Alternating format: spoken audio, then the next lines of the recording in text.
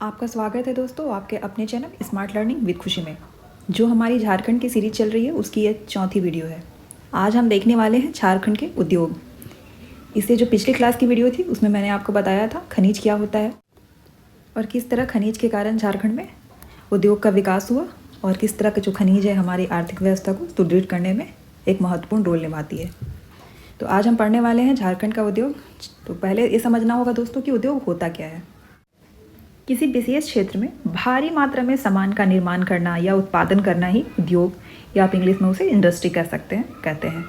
उद्योगों के कारण ही गुणवत्ता वाले उत्पाद आपको सस्ते दाम पर प्राप्त होते हैं, जिससे लोगों का रहन सहन उनके स्तर में सुधार होता है और जो हमारा जीवन है वो सुविधाजनक होता चला जाता है। इस चैप्टर से काफ़ी क्वेश्चन एग्जाम में पूछे जाते हैं। जैसे CCGL की बात करें तो 2 या 3 क्वेश्चन तो रहते ही है, लेकिन JPSC में 8 से 10 क्वेश्चन भी पूछे गए हैं। तो क्वेश्चन ऐसे आते हैं, आपको एक स्पेसिफिक उद्योग के बारे में पूछा जाएगा, जैसे कि इसका निर्माण कहाँ हुआ, कब हुआ, किसने किया, किसके सहयोग से कहने का मतलब है जैसे कभी कभी क्या होता है रूस की सहायता से भी बहुत सारा इंडस्ट्री खुला है। चेकोस्लोवाकिया, जापान, ब्रिटेन, तो जो बाहरी कंट्री हैं उनके सहयोग से भी बहुत सारे इंडस्ट्री का विकास झारखंड में हुआ है, तो उनसे भी क्वेश्चन पूछा जाता है। फिर ये रहता है कि भारत में क्या स्थान है, विश्व में क्या स्थान है उद्योग का। जैसे लौह इस्पात में जो हमारा टाटा स्टील है या बोकारो स्टील है, उनका क्या पोजीशन है, ऐसा पूछा जाता है। जैसे बोकारो स्टील का दूसरा पोजीशन है आफ्टर चाइना का पूरे विश्व में पहला स्थान है उत्पादन में, लौह इस्पात के उत्पादन में। उद्योग या इंडस्ट्री का जब हम सेटअप करते हैं तो सबसे पहले हम ये ध्यान रखते हैं कि जिस चीज़ का हम उत्पादन करने जा रहे हैं वो वहाँ पे मौजूद है कि नहीं।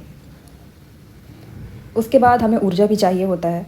झारखंड में 2 तरह से एनर्जी हम लोग प्राप्त करते हैं, पहला पानी से और दूसरा कोयले से। पिछली वीडियो में मैंने आपको ये चीज़ बताया था।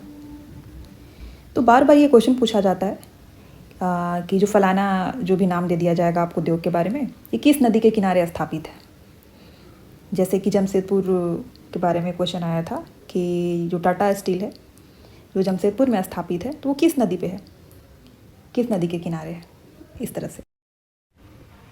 फिर ऐसे क्वेश्चन भी एग्जाम में आते हैं, जैसे कि जो बोकारो इस्पात उद्योग है वो किसके सहयोग से बना है, तो ये रूस के सहयोग से बना है, या आप USSR भी कह सकते हैं, ये कहना ज़्यादा उचित होगा। ठीक है, चलिए आगे बढ़ते हैं और झारखंड में कितने उद्योग हैं, किस तरह के उद्योग हैं, ये देखते हैं। झारखंड के उद्योग को हम 3 भाग में बांटते हैं, खनिज उद्योग, वन आधारित उद्योग और कृषि आधारित उद्योग।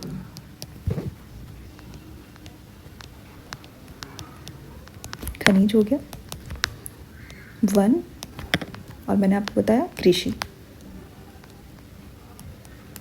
तो खनिज में क्या होगा, जैसे कि लौह इस्पात,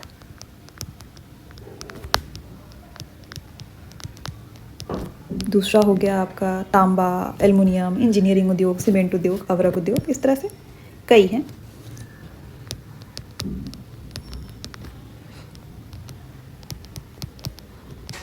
तांबा, एल्युमिनियम,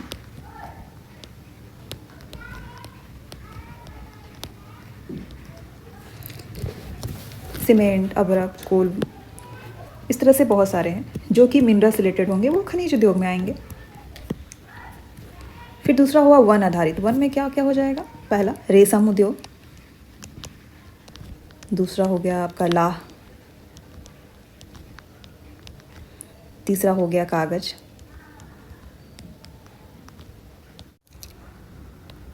चौथा हो गया बीड़ी उद्योग,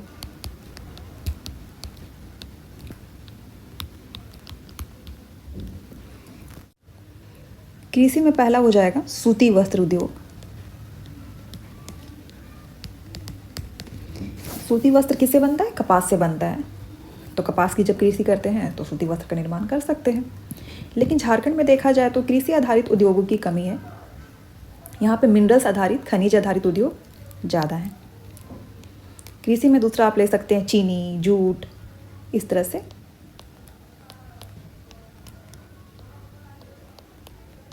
तो झारखंड में खनिज और दूसरा वन उद्योग ज़्यादा देखा जाता है, और लोग दोनों में भी खनिज आधारित उद्योग ज़्यादा इंडस्ट्रियल है यहाँ पे। अब हम समझते हैं कि झारखंड में कहाँ कहाँ कौन कौन से खनिज पाए जाते हैं, उनको एक मैप में देखते हैं। ऐसे मैंने आपको पिछली क्लास में खनिज के बारे में बताया था, लेकिन एक बार पिछली क्लास को रिकॉल कर लेते हैं, क्योंकि जब तक आपको खनिज याद नहीं रहेगा तो आज का जो वीडियो है वो पूरी तरह से आपके लिए व्यर्थ है। तो मैं फिर से एक बार शॉर्ट टर्म में मिनरल्स कहाँ कहाँ झारखंड में पाए जाते हैं बता देती हूँ आपको। तो सबसे पहले हम लेते हैं चूना पत्थर, डोलोमाइट, संगमरमर। ये सब कहाँ मिलेंगे? तो ये सब विंध्याचल का जो पर्वत श्रेणी है वहाँ पे पाए जाते हैं। तो मैं पहले आपको ये बता देती हूँ कि विंध्याचल की पर्वत श्रेणी कहाँ कहाँ पाई जाती है, कहाँ कहाँ से होके गुजरती है। जो विंध्य पर्वत श्रेणी है वो विंध्याचल पर्वत, वो पश्चिम में गुजरात, फिर यूपी, एमपी से होते हुए बिहार, छत्तीसगढ़ और झारखंड का जो पलामू वाला पार्ट है ना दोस्तों, ये वाला गढ़वा पलामू वाला, वहाँ से हल्के से सटे हुए है और ये धीरे धीरे धीरे बिहार की कैमूर पहाड़ी से होते हुए आगे चली जाती है। तो यहाँ पे क्या मिलेगा हमें? विंध्याचल पर्वत में क्या मिलता है हमें? चूना पत्थर, डोलोमाइट, संगमरमर,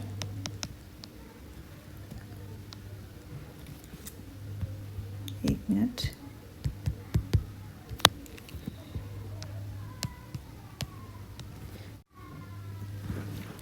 और चूना पत्थर से ही हम क्या बनाते हैं? सीमेंट बनाते हैं।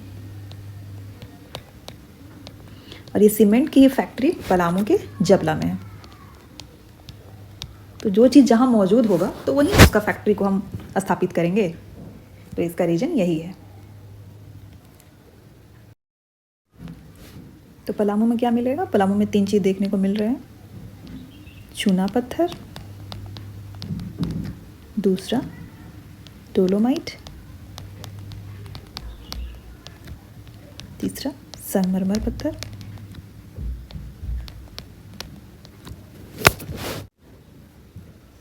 अब बात करते हैं झारखंड में लौह अयस्क कहाँ से मिलता है, क्योंकि जहाँ पे लौह अयस्क होगा वहीं पे इस्पात इंडस्ट्री होगी। तो ये कोल्हान प्रमंडल का जो पश्चिमी सिंहभूम है, ये पूर्वी सिंहभूम, यहाँ पे लौह अयस्क का भंडार है। पश्चिमी सिंहभूम में एक जगह है नोआ मुंडी, यहाँ काफ़ी मात्रा में लौह अयस्क का भंडारण है। और जो पूर्वी सिंहभूम में हमारा टाटा स्टील स्थापित किया गया है, टाटा स्टील का जो प्लांट है जमशेदपुर में, वो लौह अयस्क इस नोआ मुंडी से ही मंगवाते। लेकिन सोचने वाली बात है कि लौह अयस्क इसी क्षेत्र में क्यों मिल रहा है हमें? तो ये क्षेत्र जो है पश्चिमी सिंहभूम का और ये पूर्वी सिंहभूम का, ये धारवाड़ करम के चट्टानों से निर्मित है। धारवाड़ करम के चट्टान किसे बोलते हैं? मैंने पिछली क्लास की वीडियो में आपको बताया है। धारवाड़ करम के चट्टान प्राचीन अवसादी चट्टान थे। जब ज्वालामुखी का उद्गार होता है तो जो मैग्मा निकलती है वो ठंडा होके पहले क्या बनती है? आर्कियन चट्टानें।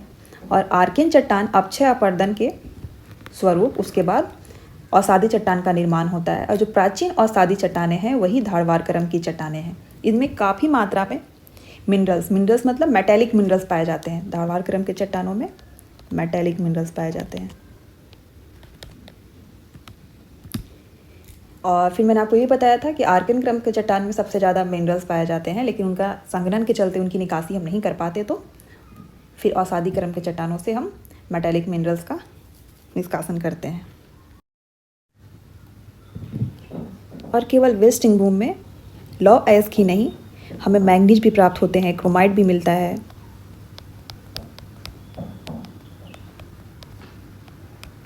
क्रोमाइट। और यही पश्चिमी सिंहभूम के चाईबासा से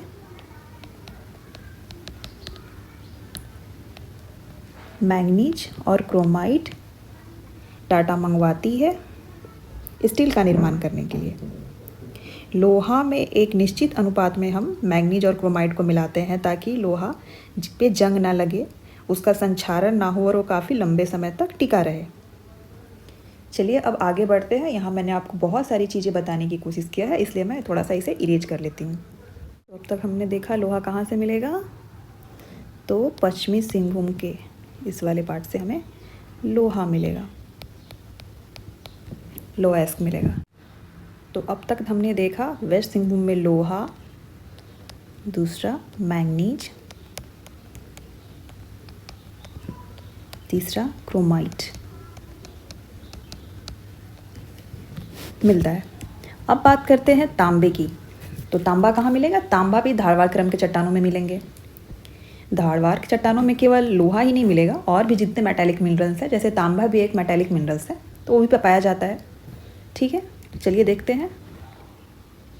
पूर्वी सिंहभूम का, ये ईस्ट सिंहभूम का एक जगह है घाटशिला, वहाँ पे 130 किलोमीटर लंबी तांबे की बेल्ट पाया गया दोस्तों।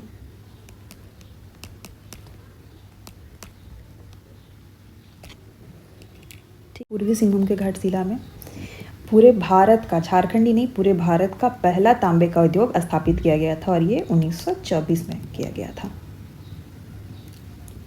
और घाटशिला के पास ही एक और स्थान है जिसे बोलते हैं जादूगोड़ा। जादूगोड़ा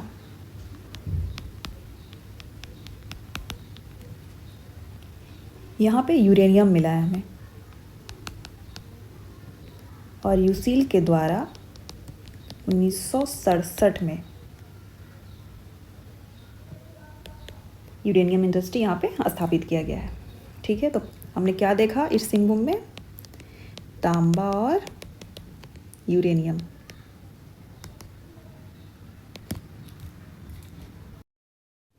अब बात करते हैं कोयले की। तो झारखंड में कोयला कहाँ मिलता है, तो पिछली क्लास की वीडियो में हमने देखा था कि झारखंड में कोयला गोंडवाना क्रम के चट्टानों से निर्मित है।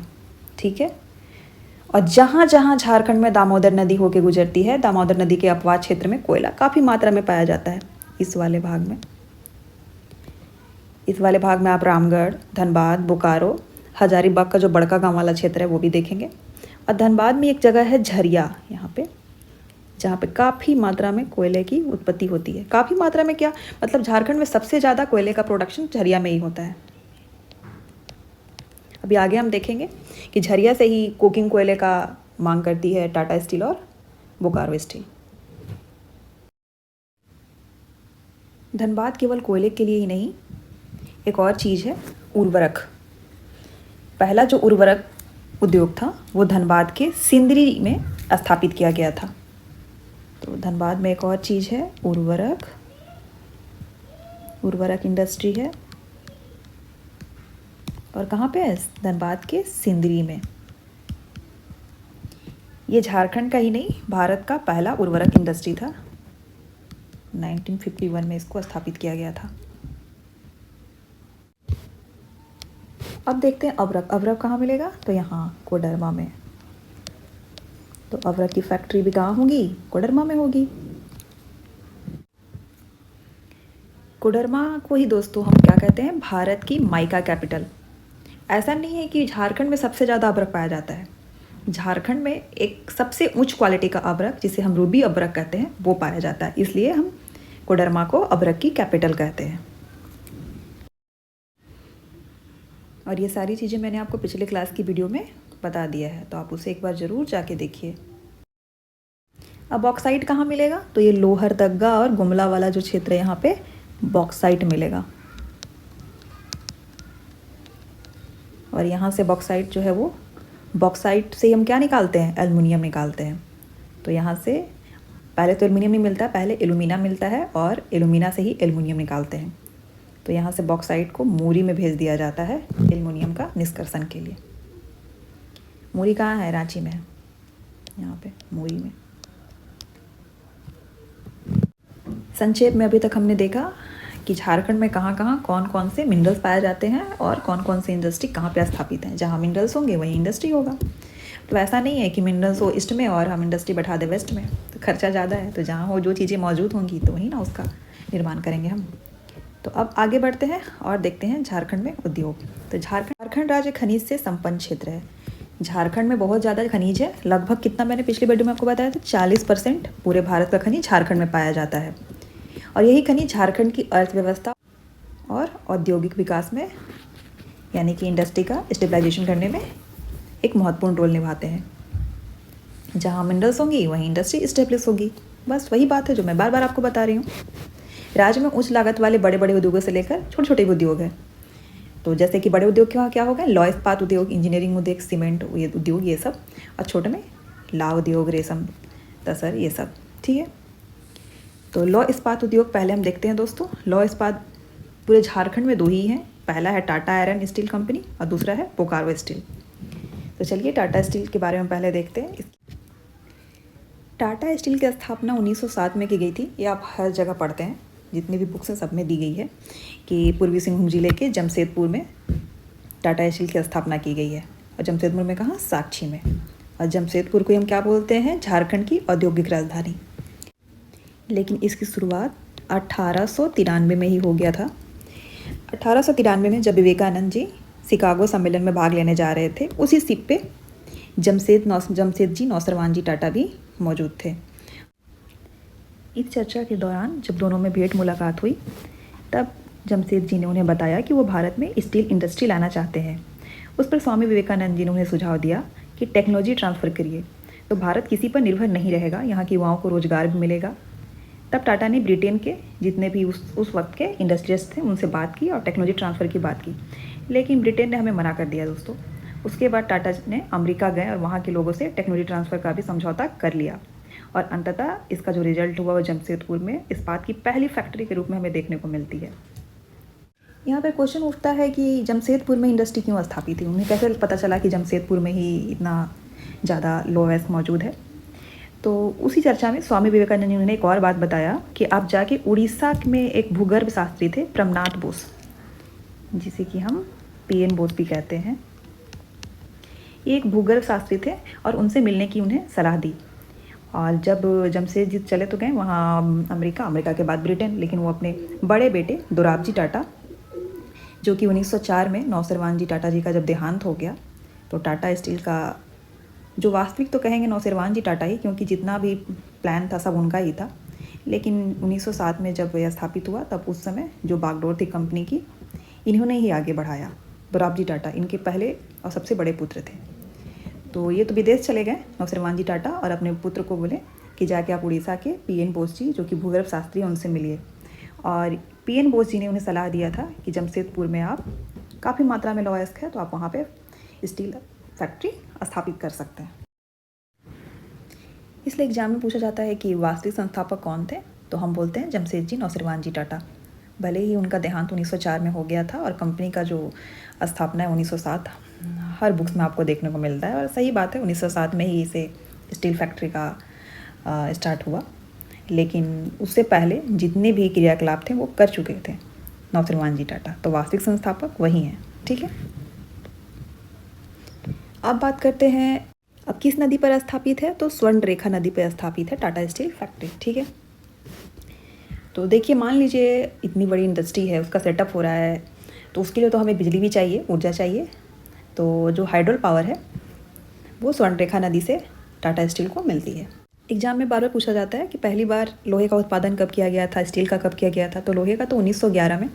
तो आप बोलिएगा जब कंपनी 1907 में स्थापित हो चुकी थी तो उत्पादन करने में इतना टाइम क्यों लगा। तो इतना टाइम लगता है दोस्तों, ये बहुत बड़ी बात नहीं है। कंपनी का सेटअप होता है, उसके बाद एक प्रोसेस होता है, उसको कंप्लीट करने के बाद ही आप ना उत्पादन स्टार्ट करेंगे, तो टाइम तो लगता ही है। तो लगभग कितना टाइम लग गया था, 4 साल लग गया था। तो 4 साल के बाद लोहे का उत्पादन होता है और 5वें साल में 1912 में स्टील का उत्पादन होना स्टार्ट हो जाता है। लेकिन बहुत सारी बुक्स मैंने देखा, अलग अलग बुक्स में कभी 12 कहीं 13 लिखा हुआ है, लेकिन जो एक्चुअल फैक्ट है वो क्या है, 1912 में स्टील का उत्पादन स्टार्ट हो गया था। तो लोहे की प्राप्ति कहाँ से करता है, तो पश्चिमी सिंहभूम के नोआ मुंडी से।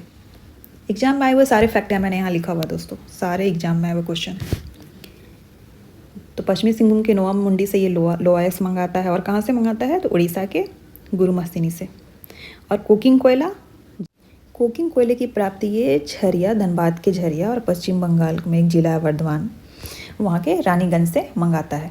तो अब बात करते हैं कि कोयला क्या होता है, कोकिंग कोयला क्या होता है। देखिए, जब कोयला को खदान से हम निकालते हैं ना, तो वो अशुद्ध रूप रहता है और उसे प्रकरण विधि द्वारा हम शुद्ध करते हैं। तो अशुद्ध रूप जब रहता है तो उसमें क्या रहता है, 3 चीज़ मौजूद रहता है। कोकिंग कोयला, जिसे कि हम कोक बोलते हैं, दूसरा आपका कोलतार, और तीसरा हो गया कोयला गैस।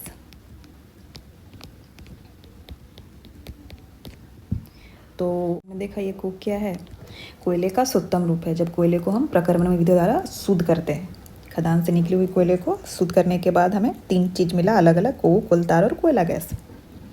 तो इस्पात उद्योग में हम कोयला जो खदान से निकाल के डायरेक्ट यूज नहीं कर सकते, हम कोकिंग कोयल का यूज करते हैं। ठीक है,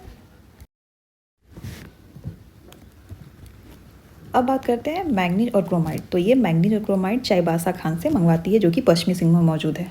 एग्जाम में आया हुआ है। चूना पत्थर और डोलोमाइट की प्राप्ति सुंदरगढ़ उड़ीसा से। अब तो पलामू दूर हो जाएगा ना, तो उड़ीसा नज़दीक है, तो ये उड़ीसा से मंगवाती है।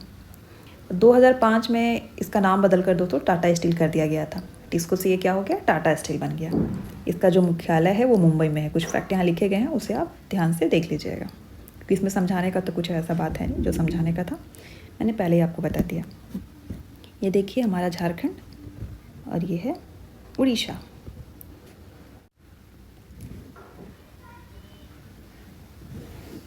चलिए मैप पे एक बार देखते हैं कि टाटा स्टील कहाँ कहाँ से किस किस चीज़ों को मंगवाती है स्टील उत्पादन में। मैप को थोड़ा सा बड़ा कर लेते हैं। फैक्ट्री यहाँ ईस्ट सिंहभूम में है दोस्तों। तो ये लो एस कहाँ से मंगवा रही थी, लो एस के पश्चिमी सिंहभूम के नोआमुंडी से, यहाँ से लो एस मंगवाती है। उसके बाद कोयला धनबाद के झरिया से मंगवाती है। फिर हमने देखा कि जो मैंगनीज और क्रोमाइट है वो भी चाईबासा पश्चिमी सिंहभूम में ही पड़ता है, यहीं से मंगवाती है। और कुकिंग कोयला झरिया के साथ साथ ये पश्चिम बंगाल में जिला सटा हुआ है रानीगंज, वहाँ से भी मंगवाती है। ठीक है, और डोलोमाइट उड़ीसा के सुंदरगढ़ कहाँ है मैप में आप देखिए यहाँ पे। तो यहाँ से डोलोमाइट और चूना पत्थर, यहाँ से पश्चिमी सिंहभूम से लो एस्क और क्रोमाइट और मैंगनीज। उसके बाद धनबाद के झरिया से और वर्धमान जिला जो कि वेस्ट बंगाल में है, वहाँ जगह है रानीगंज, वहाँ से कोयला, इन दोनों से कोयला। ठीक है, ये तो रहा टाटा स्टील। अब बात करते हैं बोकारो स्टील की, लेकिन उससे पहले मैं आपको बता दूँ भारत की जो पहली स्टील फैक्ट्री थी वो टाटा स्टील ही थी। अब देखते हैं बोकारो इस्पात संयंत्र।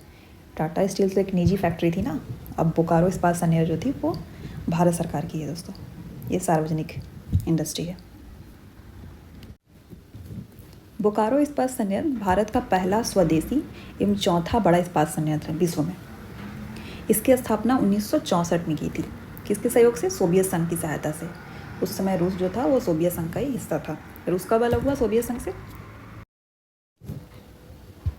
1991 में यूएसएसआर के 15 टुकड़े हो गए और फिर जो रूस था वो भी एक अलग देश के रूप में सामने आया। तो ऑप्शन में अगर सोवियत संघ है तो आप इसे ही टिक कीजिएगा, अगर ये नहीं है रूस है तो फिर रूस को कीजिएगा, क्योंकि रूस इसका सबसे बड़ा भाग था।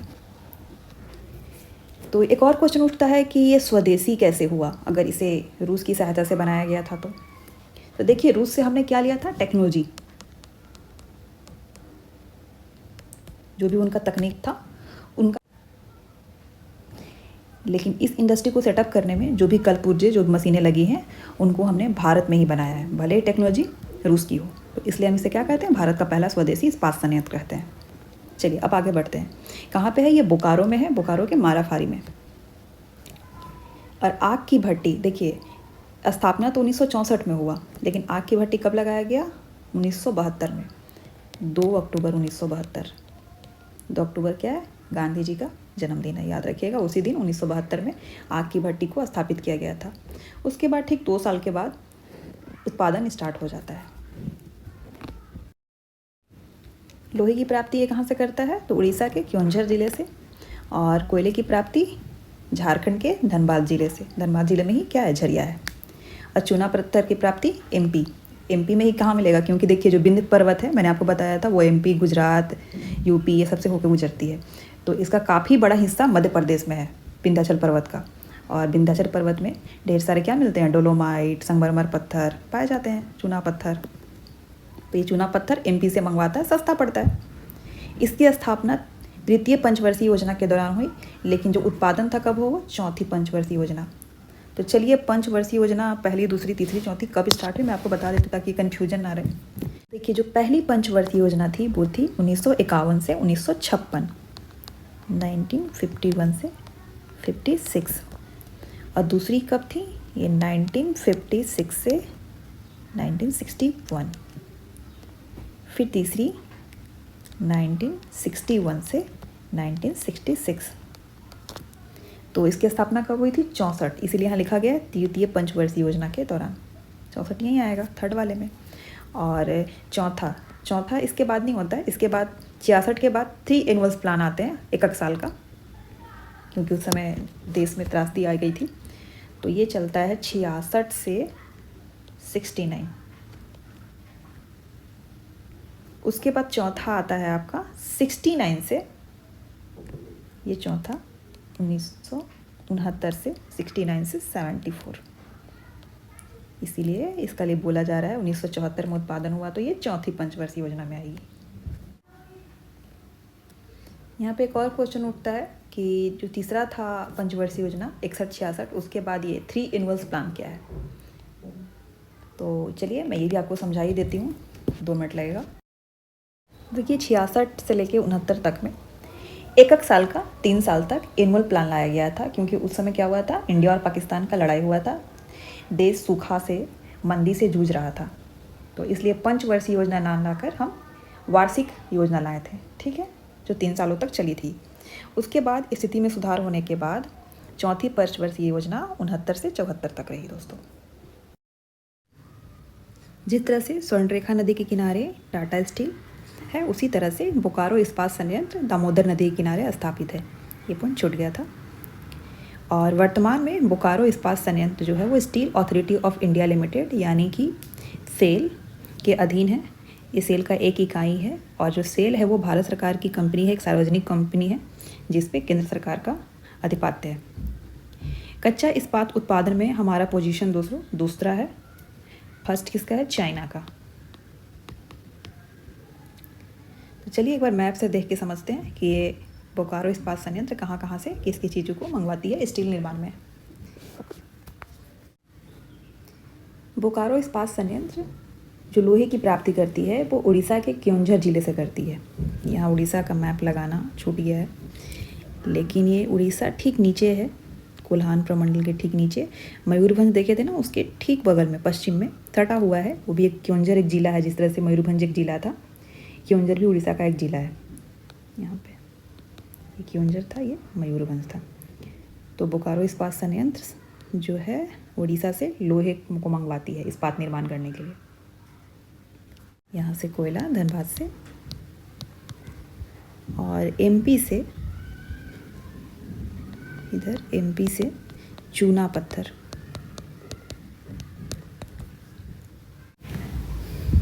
अब आगे देखते हैं इंजीनियरिंग उद्योग। तो पहले ये समझते हैं कि इंजीनियरिंग उद्योग होता क्या है। इंजीनियरिंग उद्योग का जो कार्य होता है वो तकनीकी समस्याओं को हल करना और उनकी दक्षता को बढ़ाना। अब तकनीकी समस्याएं क्या हो सकती हैं? वो विज्ञान के क्षेत्र में हो सकती हैं, गणित के क्षेत्र में, और भी इंजीनियरिंग डिज़ाइन की जो प्रक्रिया होती है उनमें हो सकती है। जैसे कि मान लीजिए आपको किसी मशीन बनाना है, जो इंडस्ट्री हम सेटअप करते हैं तो मशीन बनाते हैं ना, तो उसके लिए, वाहन के लिए, और भी जितने सारे इलेक्ट्रॉनिक्स उपकरण हैं उनके लिए, बिजली बनाने का जो सेटअप करते हैं हम लोग उसके लिए, तो ये सब किस में आएगा? तो इंजीनियरिंग उद्योग में आएगा, है ना। पहला देखते हैं Tata engineering and locomotive company, Telco.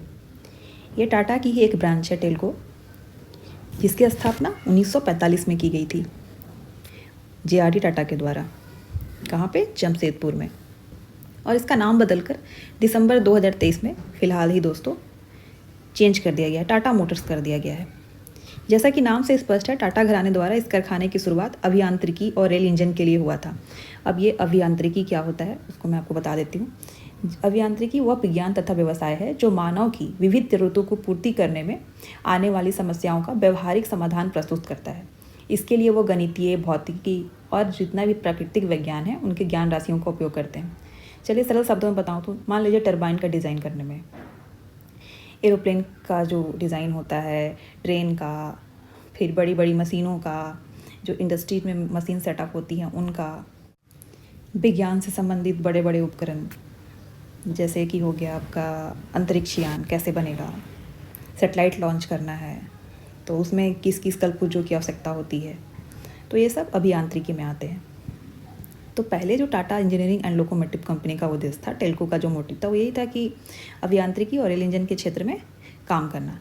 किंतु अब यह कंपनी क्या करती है, भारी और हल्के वाहनों का निर्माण करने लगी है, इसलिए इसका नाम चेंज हो गया और नाम क्या हुआ, टाटा मोटर्स, क्योंकि अब ये मोटर्स की गाड़ियों की पार्ट्स बनाती है और हल्के वाहनों का निर्माण करती है। एक और चीज़ है इसमें, ब्रिटेन की प्रसिद्ध ब्रांड जुगुआर लैंड रोवर की भी इन्होंने खरीद कर लिया है और अब इसका निर्माण टाटा मोटर्स ही करती है। ठीक है, अब आगे देखते हैं। इंजीनियरिंग उद्योग में ही दूसरा है heavy engineering corporation, HEC। Telco तो एक प्राइवेट संस्था है लेकिन HEC केंद्र सरकार के अधीन है। इसकी स्थापना 1958 में 2 देशों के सहयोग से हुआ था। पहला क्या है, रूस, और दूसरा चेकोस्लोवाकिया। यहाँ पे दोस्तों रूस बोलना उचित नहीं है, USSR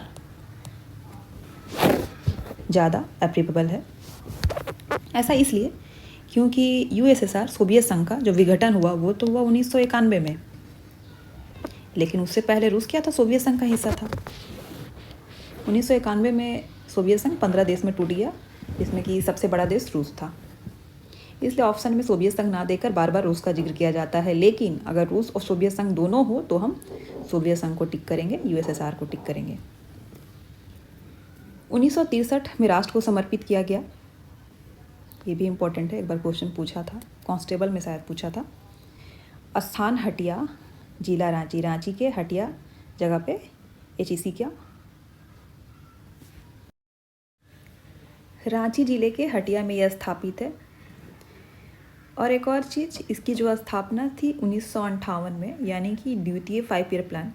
पहला कब था, पंचवर्षीय योजना 1951 से 1956, और दूसरा 56 से 61, तो 58 तो आया द्वितीय पंचवर्षीय योजना में।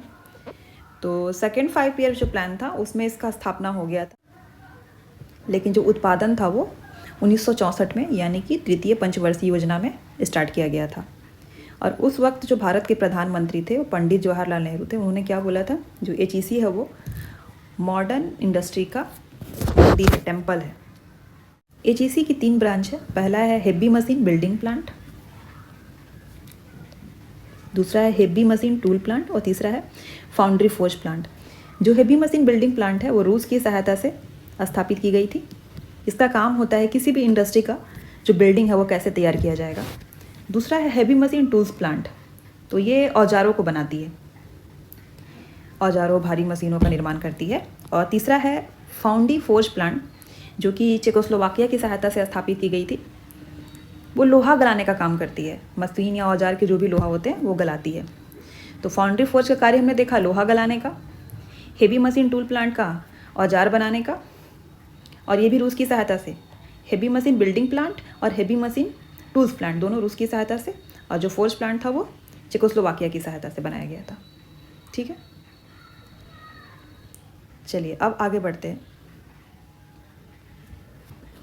इंडियन एक्सप्लोसिव फैक्ट्री, तो ये एक्सप्लोसिव फैक्ट्री का ज़रूरत ही क्यों पड़ा, पहले ये समझते हैं। देखिए, कोयले के खदानों में, कोल माइंस में चट्टानों को तोड़कर हम कोयला निकालते हैं, तो चट्टानों को तोड़ने के लिए बारूद की ज़रूरत पड़ती है, तो फैक्ट्री तो कहीं ना कहीं लगाना पड़ेगा। और झारखंड में सबसे ज़्यादा बारूद गोमिया में पाया जाता है, जो कि बोकारो ज़िले के अंतर्गत आता है। इसकी स्थापना 1955 में की गई थी, और भारत ही नहीं, ये एशिया का पहला बारूद कारखाना था, एक्सप्लोसिव फैक्ट्री था। चलिए अब आगे देखते हैं बॉक्साइट। तो बॉक्साइट कहाँ कहाँ मिलता है? बॉक्साइट के लिए लोहरदगा और गुमला ज़िला बहुत ही फेमस है, यहाँ से काफ़ी मात्रा में बॉक्साइट मिलता है। यहाँ से बॉक्साइट निकाल के मूरी भेज दिया जाता है। मूरी कहाँ है? रांची में है। और जो मूरी में इंडस्ट्री है उसका सेटअप 1938 में किया गया था इंडाल के द्वारा। और जो मूरी है ना वो स्वर्णरेखा नदी के किनारे स्थित है, ये भी पूछा था। इंडाल का क्या है? इंडाल एक कंपनी है जो कि एल्युमिनियम का निष्कर्षण करती है। तो बॉक्साइट में क्या होता है? एल्युमिनियम होता है, लेकिन एल्युमिनियम से पहले हमें एल्यूमिना मिलता है, उसके बाद हम एल्युमिनियम निकालते हैं।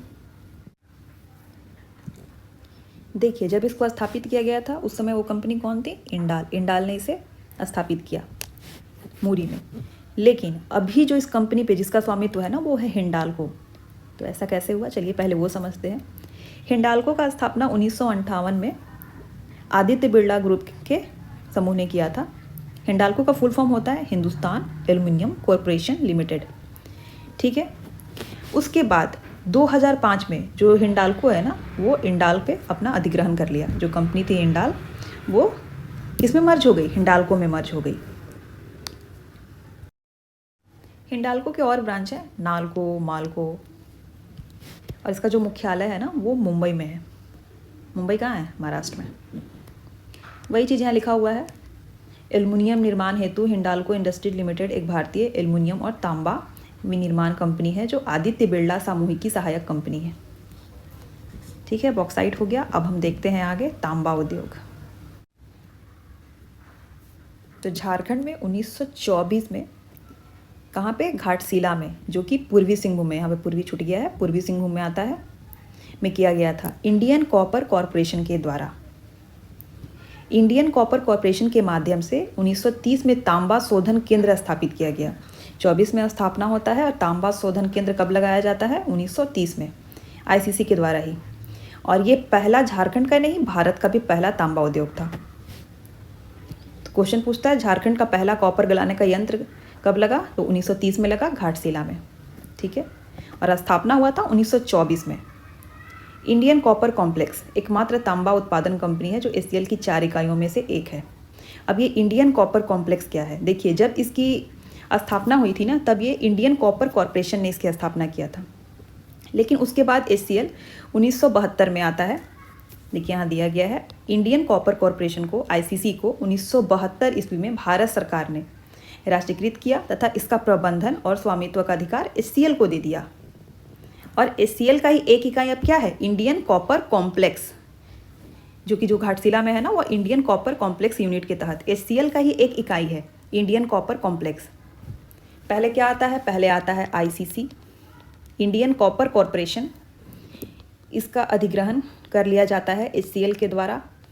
और एचसीएल की ही एक इकाई है आईसीसी। ये आईसीसी ये वाला नहीं है, ये था इंडियन कॉपर कॉरपोरेशन और ये है इंडियन कॉपर कॉम्प्लेक्स। एचसीएल की ही एक इकाई है जो घाटशिला में अपना कार्य कर रही है। जो घाटशिला का तांबा उद्योग है ना, वो आईसीसी के अंतर्गत आता है। अभी इसकी देखरेख आईसीसी कर रही है, मतलब इंडियन कॉपर कॉम्प्लेक्स। तो एक बार क्वेश्चन पूछा था जेपीएससी में कि इंडियन कॉपर कॉरपोरेशन आईसीसी को एचसीएल कब अधिग्रहण किया था? तो वो 1972 में। देखिए ये मैप में थोड़ा बड़ा कर रही हूँ। ये पूर्वी सिंहभूम है, ये वाला। यहाँ पे घाटशिला है, यहीं पे से 130 किलोमीटर तक तांबे की बेल्ट है। और यहीं पे जादूगोड़ा भी है बगल में, जहाँ से यूरेनियम निकाला जाता है। अभी आगे देखेंगे। देखिए uranium UCIL, uranium corporation of India limited, UCIL के द्वारा 1967 में जादूगोड़ा, भी बताया ना मैंने आपको, घाटशिला के पास ही है, ये भी पूर्वी सिंहभूम में ही आता है। जादूगोड़ा में यूसील की स्थापना की गई थी। और तांबा का जो उद्योग था घाटशिला वाला, उसकी तरह ये भी यूरेनियम का जो इंडस्ट्री वहाँ पर स्थापित किया गया, वो भी भारत का पहला यूरेनियम खदान था। भारत सरकार की ये भी एक क्या है, सार्वजनिक कंपनी है। और पूरे झारखंड ही नहीं, भारत पे हमारा झारखंड का मोनोपोली चलता है यूरेनियम के उत्पादन में, सोलो प्रोडक्शन करता है। चलिए अब आगे देखते हैं सीमेंट उद्योग। तो सीमेंट का उद्योग कहाँ लगाया जाएगा? जहाँ पे चूना पत्थर पाया जाएगा। तो हमने देखा था गढ़वा पलामू के क्षेत्र से विंध्याचल पर्वत होकर गुजरती है और वहाँ पे भारी मात्रा में चूना पत्थर, संगमरमर, डोलोमाइट पाया जाता है। तो इसीलिए पलामू में पूरे भारत का पहला सीमेंट कारखाना जबला में स्थापित किया गया था 1921 में। और भी कई जगह हैं, जैसे कि पश्चिमी सिंहभूम में झीकापानी, रांची के खिलाड़ी में, धनबाद के सिंदरी में, हजारीबाग के डेमोटाड़ में।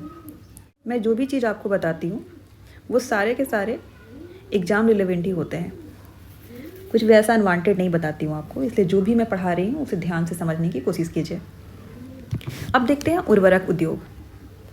तो उर्वरक उद्योग की स्थापना 1951 में धनबाद में किया गया था। धनबाद कहाँ है? झारखंड का एक ज़िला है धनबाद, और ये झारखंड का ही नहीं भारत का भी प्रथम उद्योग था। और इसकी स्थापना करने वाला था फर्टिलाइजर कॉरपोरेशन ऑफ इंडिया। ठीक है, धनबाद के सिंदरी में फर्टिलाइजर कॉरपोरेशन ऑफ इंडिया के द्वारा पहली बार झारखंड का ही नहीं भारत का प्रथम उर्वरक उद्योग की स्थापना की गई थी। तो ये याद रखिएगा। अब इसका नाम चेंज हो गया है, मतलब फर्टिलाइजर कॉरपोरेशन ऑफ इंडिया से इसका नाम हो गया है हिंदुस्तान उर्वरक रसायन लिमिटेड। 2016 में इसके नाम को बदल दिया गया। नदी पर स्थापित है, किस नदी पे? तो दामोदर नदी। धनबाद दामोदर नदी के किनारे ही है। यह भारत का प्रथम उर्वरक संयंत्र है। यह पूर्वी भारत का सबसे बड़ा उर्वरक कारखाना है रिसेंट में। उर्वरक नाइट्रोजन, फास्फोरस और पोटासियम के कॉम्पोजिशन से बनता है। अब इनका कॉम्पोजिशन किस रेशियो में किया जाता है ये भी इम्पोर्टेंट है। तो एनपीके खाद 3 तरह के अनुपात में आते हैं जो खाद के पैकेट पर लिखा रहता है। पहला होता है 18-18-18 का रेशियो, दूसरा होता है 19-19-19 का रेशियो, और तीसरा क्या होता है 12-32 और 16 के रेशियो में अनुपात में ये लिखा रहता है। और इसमें पहला अंक नाइट्रोजन को, दूसरा फास्फोरस को और तीसरा पोटासियम को दिखाता है। लेकिन ज़्यादातर जो किसान है वो 12, 32 और 16 ये तीसरे नंबर वाले उर्वरक का उपयोग करते हैं। इसमें क्या होता है 12% नाइट्रोजन होता है, 32% फास्फोरस होता है और 16% पोटासियम पाया जाता है। उर्वरक उद्योग हो गया। अब बात करते हैं ग्लास की फैक्ट्री कहाँ कहाँ है। तो चलिए देखिए, ग्लास फैक्ट्री के बारे में जहाँ भी चर्चा है, बुरकुंडा के ग्लास फैक्ट्री के बारे में, इसे बोला जाता है कि जापान के सहयोग से इसे खोला गया, जबकि ये सच्चाई नहीं है। हर बुक में, एक बुक में जो छापा होगा सभी बुक में वही छाप दिया होगा। देख देख के कॉपी करने की तो आदत होती ही है। तो इंडो असाही ग्लास फैक्ट्री के बारे में मैं बताती हूँ आपको स्टार्टिंग से। देखिए 1952 में इसकी स्थापना की गई थी। जापान के सहयोग से नहीं, बुरकुंडा के ही एक उद्योगपति थे जिनका नाम था गुरुशरण लाल भदानी। गुरु शरण लाल भदानी, इनके द्वारा ही 1952 में इस कंपनी को स्थापित किया गया, और आज भी उस जगह को कहते हैं भदानी नगर, इनके ही नाम से। फिर क्या होता है कि कंपनी चल नहीं पाता है। गुरुशरण लाल भदानी एक बेहतर सोच के आदमी थे, लेकिन होता है ना कभी कभी किस्मत आपका साथ नहीं देता है। तो ठीक 5 साल बाद इन्होंने इस कंपनी को इंडो असाही कंपनी, जो कि जापान की कंपनी थी, कहाँ की कंपनी थी ये? जापान की कंपनी थी, इनको बेच देते हैं। जापान को कब बेचते हैं? 5 साल बाद, 1957 में। ठीक है, 1957 से 1987 तक सब कुछ ठीक चलता है। कंपनी जो है वो बहुत ही उच्च क्लास के, मतलब बहुत ही उच्च क्लास के बोल लीजिए, उन्नत तकनीक का ग्लास का निर्माण करती है, और पूरे एशिया में, इंडिया में ही नहीं पूरे एशिया महाद्वीप में अपना एक अलग नाम बना लेती है। फिर धीरे धीरे क्या होता है कि ग्लास की और भी फैक्ट्रियाँ पूरे भारत में इधर उधर लगने लगी, और कम दामों पे, किफ़ायती दामों पे, और इससे भी अच्छी तकनीक की ग्लास का निर्माण करने लगी। तब इनका डिमांड क्या हो गया? कम हो गया। कंपनी घाटे में चली गई, कंपनी मंदी का शिकार हो गई, और 2000 आते आते कंपनी पूरी तरह से बंद होने के कगार पर हो गई। इसके बाद ये जापान की जो कंपनी थी इंडो असाही, इन्होंने इसे बेच दिया। किसे बेचा? खेमका ब्रदर्स को।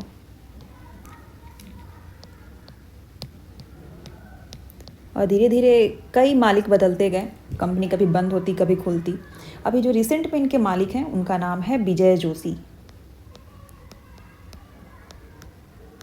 पर कंपनी फ़िलहाल बंद है। तो ये है पूरी जानकारी इंडो असाही ग्लास फैक्ट्री के बारे में। वो एक भारतीय के द्वारा खोला गया था जिनका नाम था गुरुशरण लाल भदानी, ना कि वो जापान वाले आके खोल दिए थे, उन्होंने बाद में इसे खरीदा था। नेक्स्ट ला के बारे में देखते हैं। तो इसकी स्थापना 1924 में रांची जिले के नामकुम में की गई थी। ये भारतीय लाह अनुसंधान संस्थान, अगर क्वेश्चन पूछे कहाँ है तो वो रांची के नामकुम में है, ये क्वेश्चन आया हुआ है। लाह उत्पादन की दृष्टि से भारत में झारखंड का पहला स्थान है, ना कि भारत का, यहाँ उल्टा हो गया है, झारखंड का भारत में पहला स्थान है। संपूर्ण भारत के कुल लाह का, जितना भी भारत में लाह का उत्पादन होता है, अकेले 60% झारखंड करता है और अपना लाह उत्पादन में पहला स्थान रखता है। झारखंड के खूंटी जिले में सर्वाधिक लाह का उत्पादन होता है। भले ही नामकुम में लाह अनुसंधान संस्थान स्थापित हो, लेकिन सबसे ज़्यादा खूंटी में, रांची अलग हो गया, खूंटी जिला अलग हो गया, खूंटी को रांची से ही अलग करके 12 सितंबर 2007 में अलग जिले के रूप में इसका निर्माण किया गया था, गठन किया गया था। तो खूंटी में लाह का उत्पादन सबसे ज़्यादा होता है। तो लाह क्या है पहले वो समझ लेते हैं। लाह एक प्राकृतिक राल है जो लाह कीट के द्वारा पौधों के रस चूसने के उपरांत हमें प्राप्त होते हैं। अब देखते हैं तसर। तसर जो है वो रेशम का ही एक टाइप है। तसर अनुसंधान केंद्र की अगर बात करें तो वो झारखंड में स्थापित किया गया है, रांची के नगड़ी में। और झारखंड जो है वो तसर रेशम में, रेशम के मामले में नहीं, तसर रेशम में सबसे बड़ा उत्पादक राज्य है। देखिए जो रेशम है वो 4 प्रकार के होते हैं। पहला तो ये तसर हो गया, दूसरा हुआ ईरी, फिर होता है मूंगा, और जो तीसरा है वो होता है सहतूत। ठीक है, सहतूत रेशम कर्नाटक, आंध्र प्रदेश और तमिलनाडु में, और जो ये तसर है वो तो झारखंड में होता ही है, और जो ईरी है वो उत्तर पूर्वी राज्यों में, जैसे कि बिहार, पश्चिम बंगाल, उड़ीसा, उन जगह इनका निर्माण किया जाता है। बात करें रेशम उत्पादन में तो इंडिया का दूसरा पोजीशन है और चाइना का पहला पोजीशन है। फर्स्ट कौन है? चाइना। और स्पेशली तसर रेशम के उत्पादन में झारखंड पहला स्थान है। नेक्स्ट, कोयला दोहन उद्योग। झारखंड में विभिन्न स्थानों में कोयला दोहन केंद्र है, जिसमें कि करगाली कोलवासरी एशिया की सबसे बड़ी कोलवासरी है। एशिया की, भारत की नहीं, सोचिए, एशिया महाद्वीप की सबसे बड़ी कोलवासरी कहाँ पे है? तो बोकारो के कारगाली में। तो पिछली वीडियो में मैंने आपको ये चीज़ बता रखा है, इसीलिए बोलती हूँ पिछली वीडियो का जो लिंक है डिस्क्रिप्शन में दिया रहता है, आप जाके देख लिया कीजिए। और जो पहली कोलवासरी थी भारत की वो भी झारखंड में ही थी। कहाँ? झारखंड के रामगढ़ जिला के घाटों में। और भी कोलवासरी हैं, जमशेदपुर में, कर्णपुरा में। तो कोलवासरी क्या है मैंने आपको पहले बता दिया है। कोयले को धोते हैं हम, जहाँ कोयले को वाश करते हैं, वैसे इंडस्ट्री को कोलवासरी दोहन उद्योग कहते हैं। कोयले को धोकर उसकी गुणवत्ता को बढ़ाने का काम करते हैं। और सबसे ज़्यादा कौन सा कोयला झारखंड में पाया जाता है? बिटमिन्स। चलिए, कुछ इंपॉर्टेंट तथ्य दिए गए हैं, उन्हें देख लेते हैं, महत्वपूर्ण फैक्ट है। पत्थर का उत्पादन कहाँ होता है? पाकुड़ में। Nilanchal iron and power limited, Kandra. Question पूछा गया था इनसे, इसीलिए मैंने इसको यहाँ ले लिया है। कहाँ पे है? तो कांड्रा में है, जमशेदपुर में। औद्योगिक दृष्टिकोण से झारखंड की आर्थिक राजधानी पूर्वी सिंहभूम के जमशेदपुर को बोलते हैं। जिला का बात करें तो पूर्वी सिंहभूम, ऐसे ऑप्शन में पूर्वी सिंहभूम ना देके जमशेदपुर दिया होगा तो जमशेदपुर को बोलेंगे। और एशिया का पहला मीथेन गैस कुआं कहाँ मिला है? पर्वतपुर में। पर्वतपुर बोकारो में है। औद्योगिक विकास केंद्र कहाँ है? हजारीबाग के बरही में। पूछा गया क्वेश्चन, ये तो एसएससी में भी पूछा था, झारखंड एसएससी में, सेंट्रल एसएससी में भी। इलेक्ट्रॉनिक एवं सूचना प्रौद्योगिकी विभाग द्वारा आदित्यपुर जमशेदपुर में एक विश्व स्तरीय इलेक्ट्रॉनिक विनिर्माण क्लस्टर की स्थापना हेतु स्वीकृति मिल गई है। ये करंट का क्वेश्चन है। चलिए अब आगे देखते हैं। Jharkhand industrial area development authority. देखिए पहले समझते हैं जियाडा क्या है।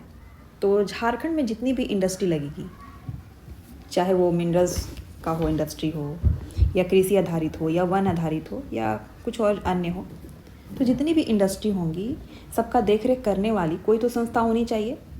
तो वही संस्था है Jharkhand industrial area development authority. इसकी स्थापना 1974 में की गई थी। और इसके कितने 4 यूनिट हैं, ठीक है।